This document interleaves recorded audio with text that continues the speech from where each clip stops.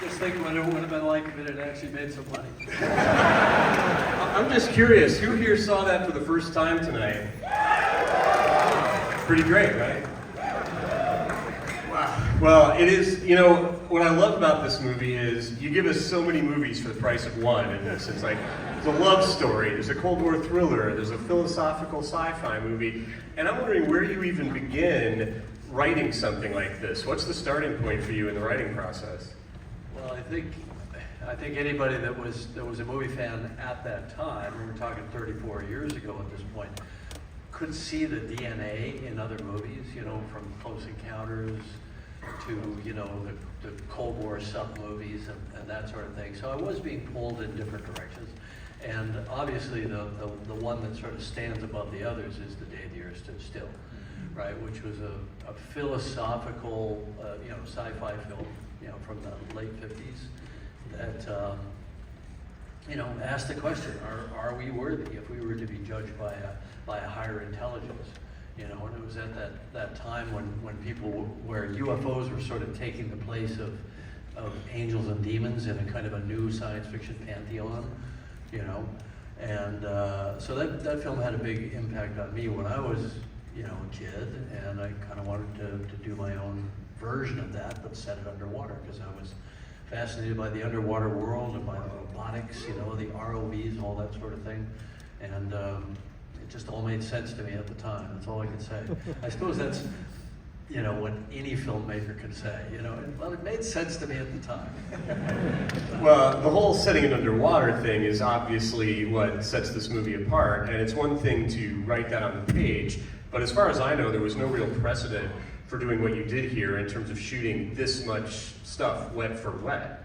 Yeah, I went to the guy who, Al Giddings, who had been the underwater DP on The Deep, which was considered kind of the biggest underwater film that had been done before that. And it was minuscule compared to what we tackled on this. And his eyes were pinwheeling half the time when thinking about what we were going to try to do. But he and I found the big tank in Gaffney, South Carolina, that was an uncompleted nuclear power station, and we climbed up on this giant crane in a rainstorm and looked down at this thing, and it just all made sense to us. Okay, we can do the dive dock over there, we can have the viewing window over there so we can see all the tank operations, and we kind of put the whole thing together. So it was based on, you know, what he had done in the past, just sort of a 10 times, you know, larger scale. Well, you know, so often with your movies, whether it's this one or T2 or obviously the Avatar movies, you know, you're often writing these stories that require technology or modes of filmmaking that haven't been invented yet. And I'm curious, do you ever censor yourself, or are you afraid when you're writing this stuff, or do you just take it on faith that you and your team are going to be able to figure out how to execute it? I think I write myself into a corner, so I have to figure out something cool. You know, I think it's a deep insecurity that you know, I have to pull some rabbit out of a hat every time, you know, to show an audience something new. Probably comes from an insecurity as a writer, as an actor's director, or whatever. That you know, I can't just do that. I have to do some big hat trick, you know. And so, you know, there's some pretty ambitious images in this film. I think some of them were successful. Some of them we could do a whole lot better now with CG and the ability to simulate water and to get scale. You know, the whole thing of the mothership coming up at the end, you know, our imagination definitely exceeded our ability to execute on that, because water doesn't scale, and everything was done with scale miniatures at that time, except for the pseudopod scene and the actual kind of giant wave itself. But you know, every film is a still cross-section of its time, what was possible at that time. Where we pushed into new ground was with the pseudopod scene, which I think is the most kind of dreamlike and surreal moment in the film. And I think it's the moment that certainly caught people's attention at that point.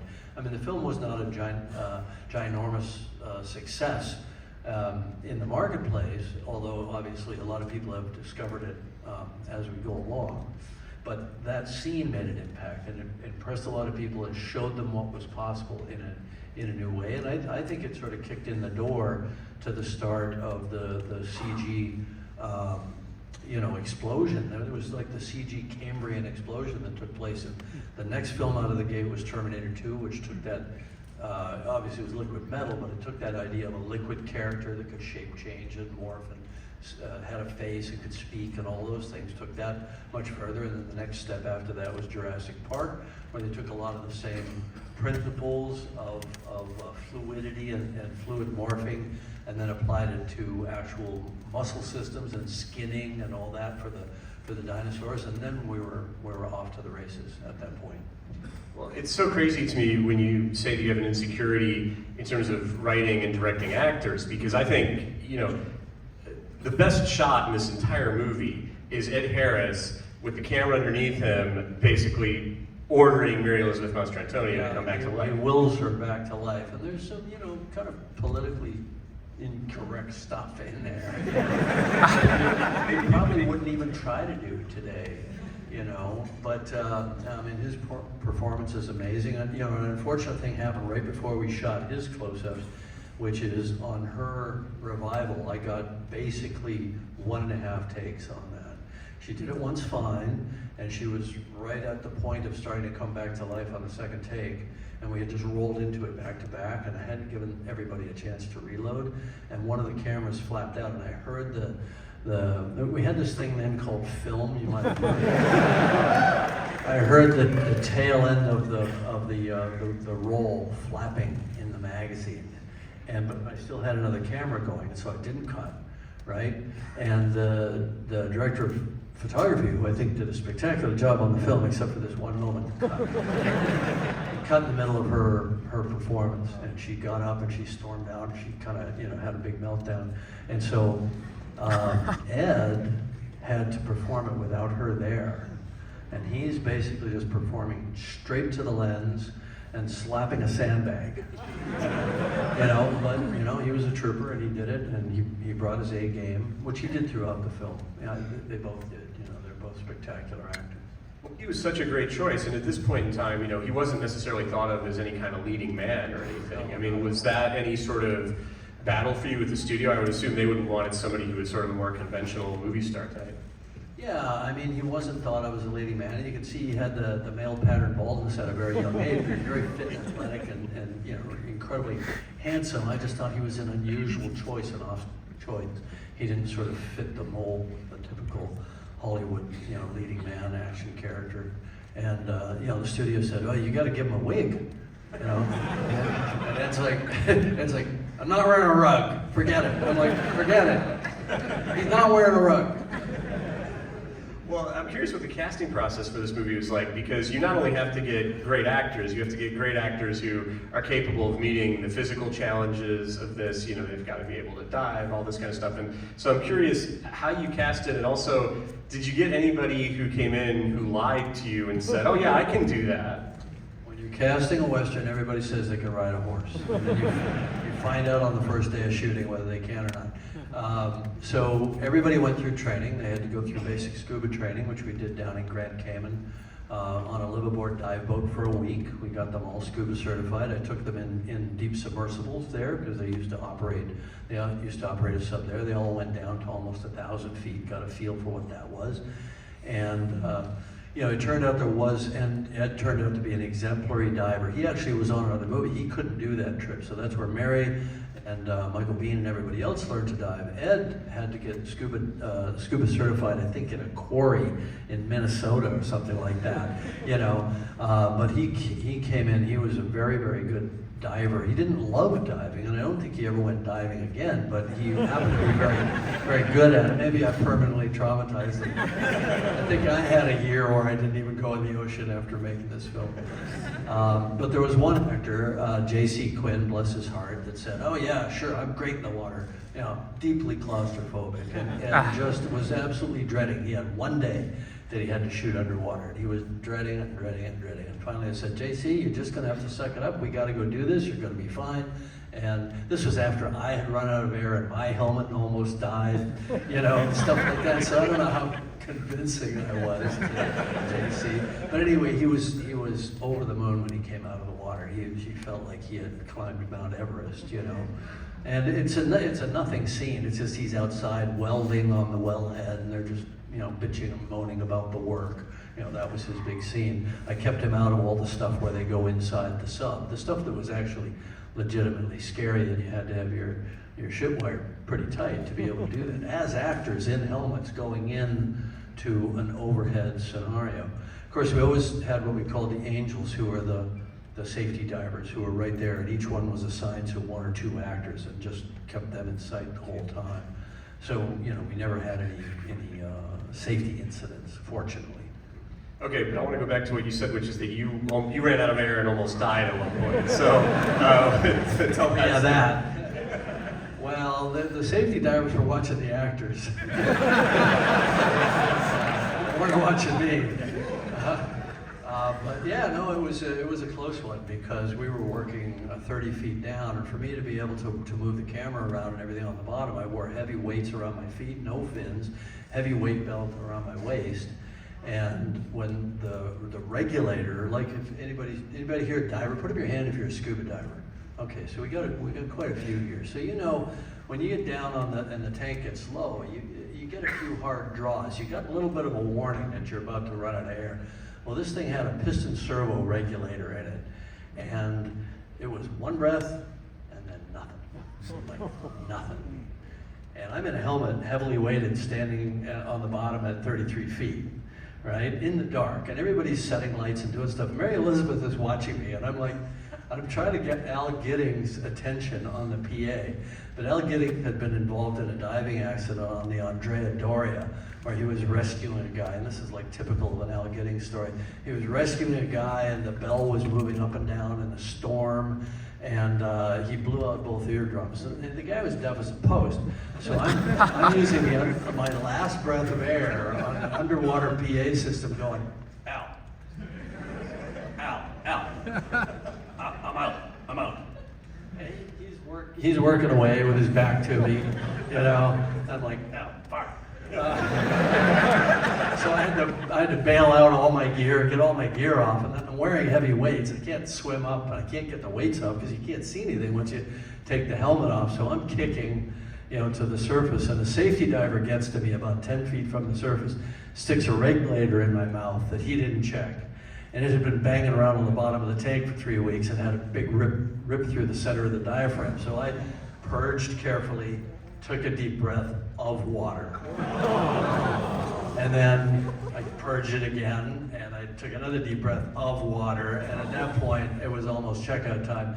And the safety divers are trained to hold you down so you don't embolize and let your lungs overexpand going up if you're holding your breath. But I knew how to, what they call blow and go, free ascend. I knew what I was doing. And he wouldn't let me go. And I had no way to tell him that his regulator wasn't working. So I punched him in the face as hard as I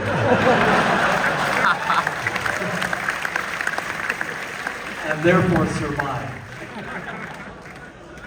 So when you're, you mentioned this PA system. You're I'm fascinated. The whole time I was watching this movie tonight, I was thinking, how on earth are you communicating with the actors and your crew when you're all underwater? Well, I got to talk to them and nobody got to talk back. No, there was only one PA system, and everybody was hardwired. So the actors were hardwired so we could record their dialogue. If they wanted to talk to each other, they had a way, when the camera wasn't rolling, of touching their helmets together so that they could yell through their face plates and talk to each other. But they're just killing time, while we were moving lights or whatever. But yeah, I had a big PA system, kind of voice of God in the dark. The tank was bigger than this room, so you can imagine. And we didn't have a lot of really advanced lighting at the time. We managed to get it lit up, but it was always pretty dark. And so it was kind of spooky, but it was fun. I mean, I thrive on that stuff. And all the people who were really hardcore divers had never seen anything like it and were loving it. A really good friend of mine became a friend afterwards. Charlie Arneson did all of Ed Harris's doubling when he was diving down the wall and falling down the wall in that water suit. Of course, there was no air. So Charlie was doing essentially a 60-foot free dive in a flooded helmet with a nose clip. And if he missed an equalization, there was no way he could stop. He was just going like a rock, and he hit the bottom like Wile E. Coyote in a cloud of dust. It was hysterical every time. Boom! You know? And so, you know, there was kind of some serious stunt work. I didn't watch the whole film tonight, but I did come in kind of toward the end where he has this confrontation with the NTIs. I was kind of surprised at kind of, you know, how relevant it still is in the terms of the nuclear threat and stuff like that.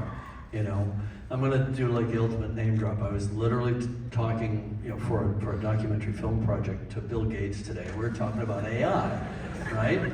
And he said, yeah, you know, but we got to do something about the whole war thing. You know, it's like, yeah, we really got to do something about the whole war thing.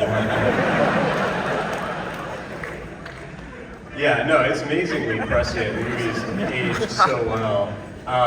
You know, mentioning that thing with the Ed Harris character going out of the bottom, I mean, that's another thing watching tonight. I was trying to figure out how on earth you did it. The stuff with Ed Harris having the oxygenated liquid, and I want to know how you did it with the rat. Okay, so the rat, you know, that was a remarkable piece of acting. No, actually, the rat had no choice. He was going to breathe liquid, and I went to the guy who was the leading researcher in the world that was doing this liquid ventilation stuff, and they were trying to perfect the technique so that they could help preemie babies survive, and there were other things, and they were looking at it possibly for deep diving. And he actually showed me how to do it with a rat and to do it safely. We did it with 5 rats, and they were all fine. And Ed watched the rat and said, I got to do that. Now, he knew he wasn't literally going to be taking, you know, oxygenated fluorocarbon into his lungs, but he had to simulate it, so he had to be pretending to breathe while holding his breath. So he's holding his breath way in the back of his throat, back here, but moving his diaphragm and opening his mouth and pretending to be moving that liquid in and out, which takes quite a lot of effort. You could see that the rat was really having to work hard to get the liquid in. And so Ed had this, he used the rat as a guide for his performance, you know. And I thought he sold it pretty well. And he was in a helmet filled with liquid the entire time. The difference is when he was above water and they're doing the scene where it fills up and he kind of, you know, thrashes for a bit and then he calms down and realizes that it works. That was an actual helmet that had to hold water, right? So we were really spooked by that. It turned out the way we built it was those 2 big hoses that came up on either side. We were able to pull those and dump all the water in the helmet through these large openings in like 4 seconds. So if he got into trouble, we could get him to air in 4 seconds. So he considered that to be safe enough. When he was underwater, I didn't want to be messing around with any of that, so we created a helmet where the entire faceplate would open like a motorcycle helmet. So he'd be breathing away on a scuba regulator, looking at his lines, and he had special soft scleral contact lenses that allowed his eyes to focus in water, which was really cool. I've tried them, I've used them for free diving. It's amazing, you could see perfectly.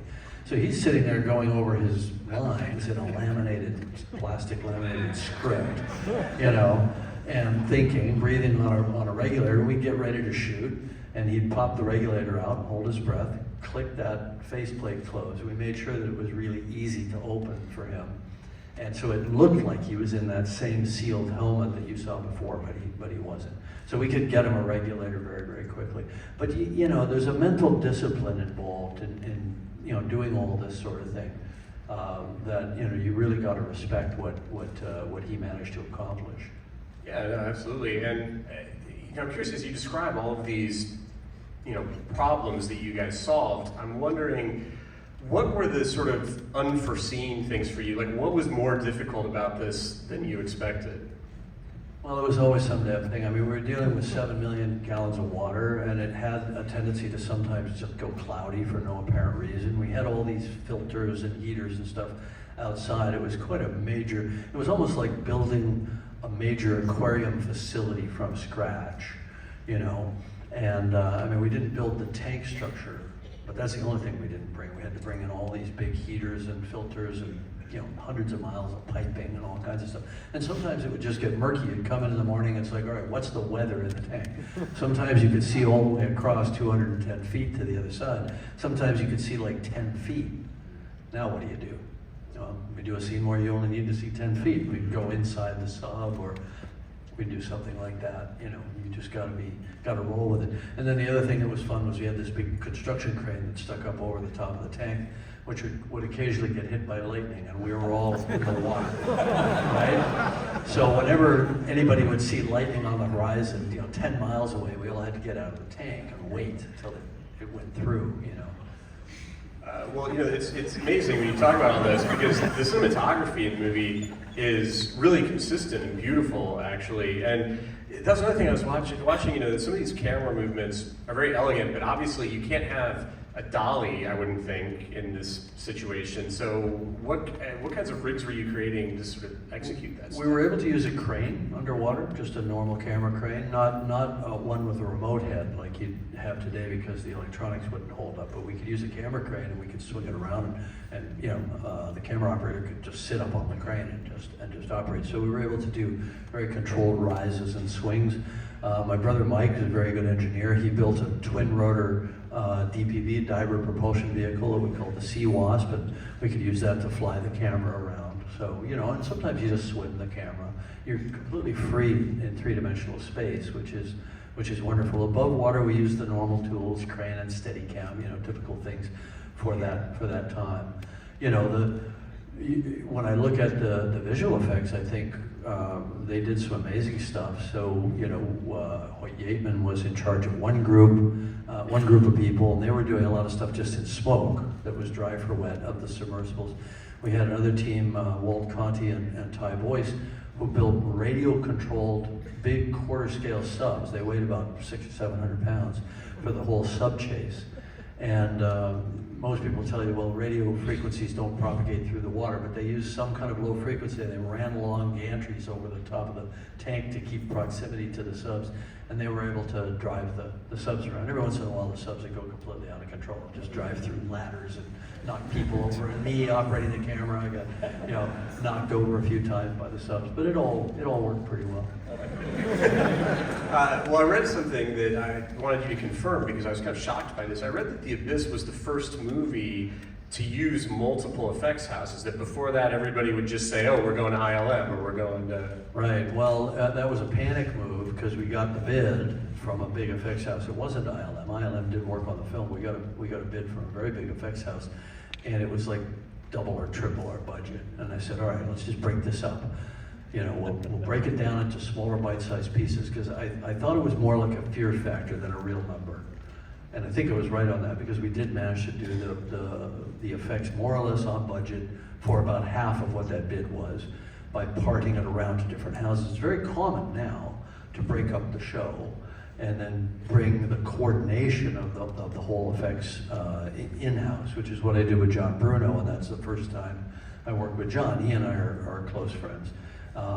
Got to be friends over that film. He took on some of the big outdoor water work where we see the ship. He went out, and they were out offshore off Seattle, I think, someplace like that, shooting in stormy conditions. And we had Fantasy 2, a company doing some of the model work, and the Skotak brothers, who I had worked with at Roger Corman, and then I had worked with them again on Aliens.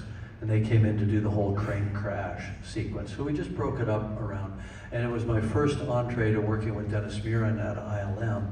And he was such a superstar, wizard. I mean, he always saw what was possible next, And it was Dennis that assured me that they could do the pseudopod sequence, because that had never been done.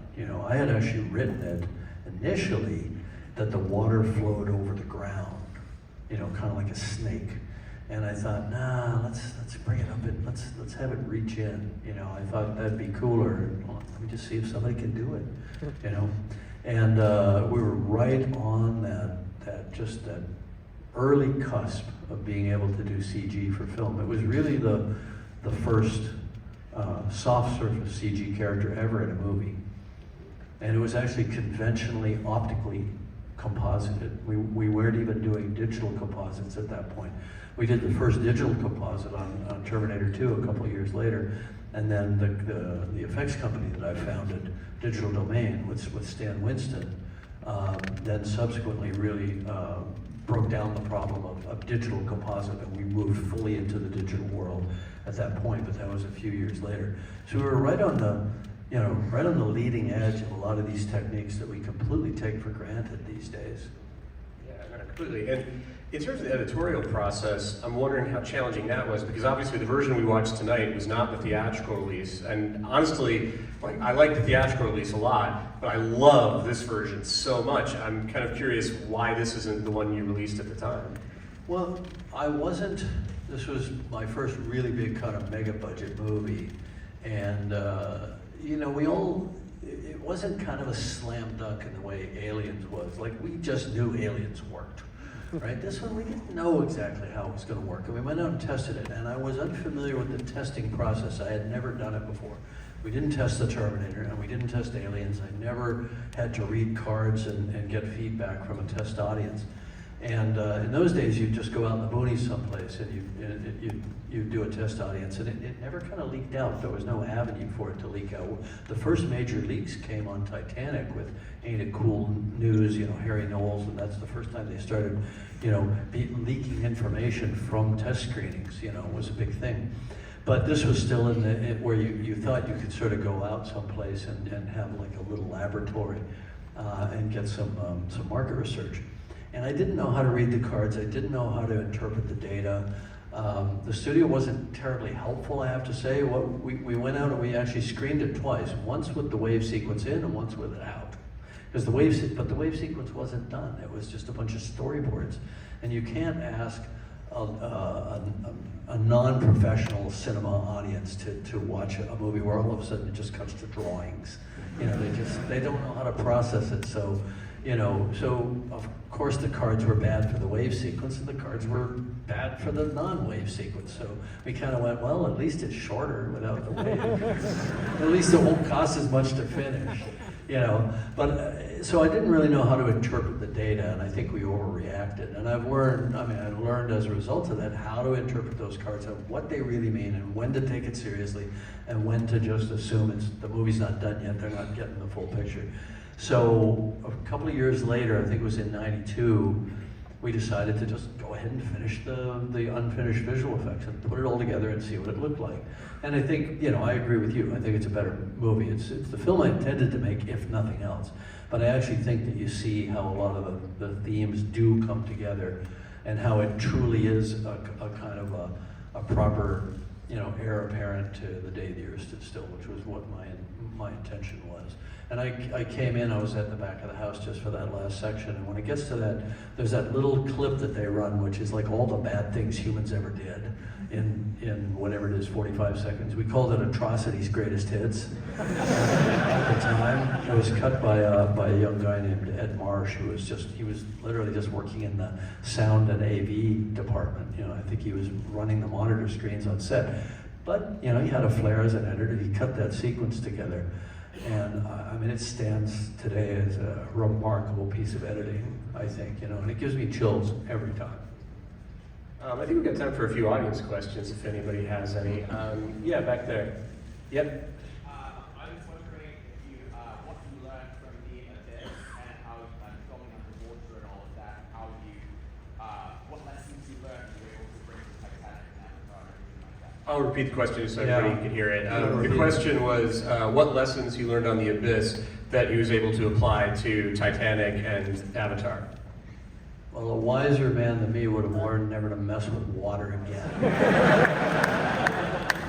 But I think what I learned was, in a way it was something I already knew, but to have it graphically demonstrated to myself and the crew every single day, which is you have to respect the force of water and the difficulty of working with it. The water sometimes would come pouring into the set and blow the set apart. When Ed Harris is being rammed down the corridor by that big flood coming in behind him, the set just blew apart, collapsed, just blew the walls right out of it. They had underestimated the force and the power and the weight of water. So we were prepared when we got to Titanic. We built the sets out of steel. Really no bullshit. We built the sets out of steel because we knew that was the only thing that was going to work. And I think it allowed us to keep people safe on Titanic, which was obviously, yet that much more complex and ambitious. We had a lot more people in the water. We had hundreds of people in the water on Titanic, and we had to keep them all safe. And when water starts moving, you can't stop it, you can't swim against it, you can't resist it. So, respect for water, respect for the difficulty of the process. Learned a lot about underwater lighting and putting cameras in water and how do you coordinate water teams with divers in the water and people working above the water, that sort of thing. Yeah, it was a good primer to cut my teeth on before I got to Titanic, and then of course you learn from that, and then Titanic was a good primer for doing The Way of Water, where we were still working underwater. We weren't doing photography, we were doing performance capture. But before we went into that tank with the actors and the stunt people for The Way of Water, we went out to the Bahamas with working mock-ups of our creatures to figure out how to ride creatures at high speed, underwater, above water, diving into water. We actually we had a vehicle that was meant to be a skim wing. I know I'm digressing, but these are the things you learn. We actually had a thing you could ride that was like the skim wing in The Way of Water that could go 15 knots underwater, come out of the water, fly over the surface at about 15 or 20 knots, and then dive back in. And it took 2 days to figure out how to hold on to that son of a bitch.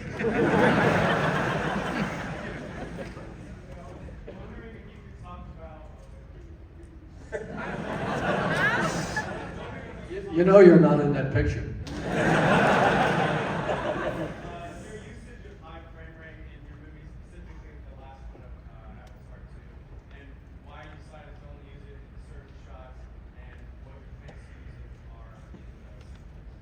The question was about his use of high frame rate in Avatar 2 and how he plans to use it in the future. Well, I prefer to talk about the abyss, but seriously, that's why we're all here. I've answered that question many times, but I think high frame rate is a way of making 3D better. And obviously at the time I was making the abyss, I wasn't working on 3D. I wasn't even thinking about 3D yet at that point.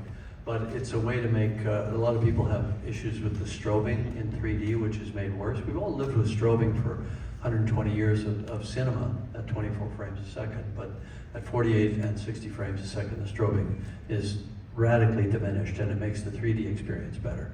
But if you just use it as a format, like IMAX is a format, 70 millimeters a format, high frame rate shouldn't be a format. It should be used as an authoring tool where it adds value and not used where it doesn't add value. So that's the quick answer. Yeah, go ahead.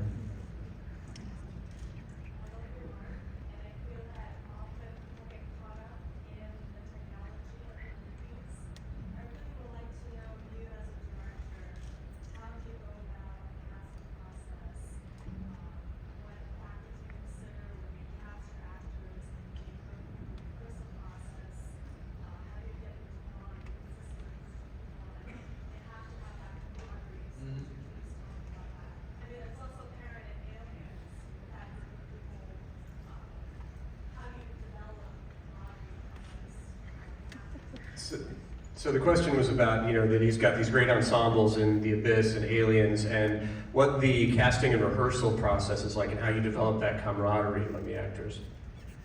Rehearsing for a film is potentially dangerous because you don't want to sort of lock in on performance until you get there on the day. But I use rehearsal as an exploratory process. So to start with first principles, Howard Fewer cast the film, brought in some amazing actors. Went back and forth between LA and New York, found the people that I wanted. They weren't necessarily the people that I visualized, but I go on the individual. I don't go on trying to fit a stereotype of a character that I've created in my mind. I think I managed to find everybody that I needed that were spectacular. I remember battling with the studio a little bit about Ed and Mary, because they're a little bit off center, and they saw this as their big action movie for the summer and all that crap. But once I fought those battles and got them together, now we had to create a team in the same way that we had a team in Aliens. I hadn't experienced that before Aliens. Terminator was just really a 3-character play, and they're very isolated from everybody around them. But here I had to create a camaraderie. So in Aliens, everybody went through boot camp. You know, they became a squad together, and they went out and they marched and they ran and they crawled through the mud and all that sort of thing. I said, all right, well, I've got to do kind of the same thing here. So it was really the dive training. It was living on that dive boat for a week. It was getting certified together, and then it was coming back to the tank and learning the helmet training, because that was a separate layer. They had another week, or I think 4 or 5 days of helmet training. And I remember them dancing and doing flips and doing conga lines and all sorts of things together. They really enjoyed the process of learning, and learning to be with each other underwater, because they're supposed to be professionals. By the time you get to them, there are no newbies in the whole thing. Everybody's supposed to be pretty seasoned, so our actors had to be able to sell that. So they had to get past survival to actually acting this, or from fear to performance. And so we made sure that we sort of got that out of the way early, and we did a lot of the dive work up front so that they could stay in a continuum of that. And then all the above water stuff was done second. So they went straight from very intensive dive training, which was a bonding experience, into the shooting of the underwater stuff. They actually had to act to create the animosity, because the SEAL team and the riggers all sort of bonded with each other, so they had to remember to act that they didn't like each other, you know, and they were suspicious and all that. But you know, that part of it, I mean, I'd love to say it all went well. There were a lot of small problems, but we never had an actor freaking out. We never had somebody who came to me and said, I just can't do this.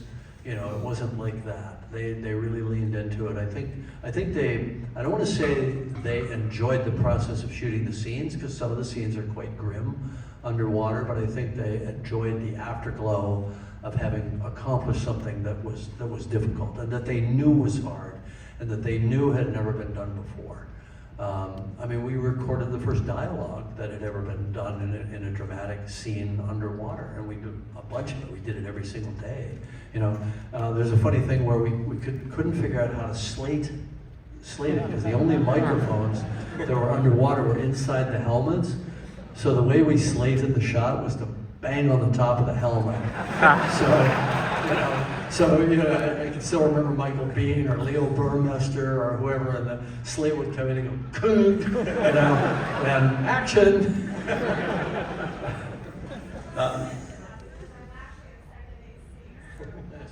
So you know what I'm talking about, yeah. Well, we're getting the signal that it's time to wind down. Let's do one more. Okay, sure. You pick. Who's got a good one? This gentleman right here.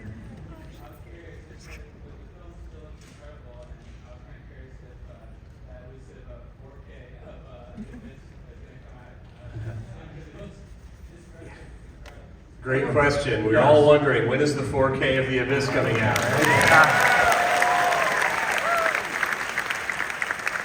So I've completed the transfer, and all the mastering's done, and I think it drops pretty soon, like in a couple months, something like that. So it's out of my hands at this point anyway. And there's a lot of added material that they're sticking in with with what you can own, and then it'll be available, I think, simultaneously on streaming and all that. But I wanted to do it right. I didn't want to just say, hey, just go look at the old transfer, at the old HD transfer. I wanted to do it right, and I kind of had a day job getting Avatar 2 finished for a while. So. Well, I think I speak for everyone here when I say this was really one of the great movie-going experiences in my life.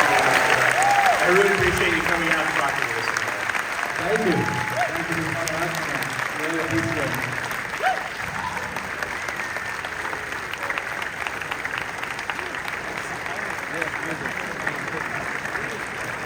Thank you, everybody.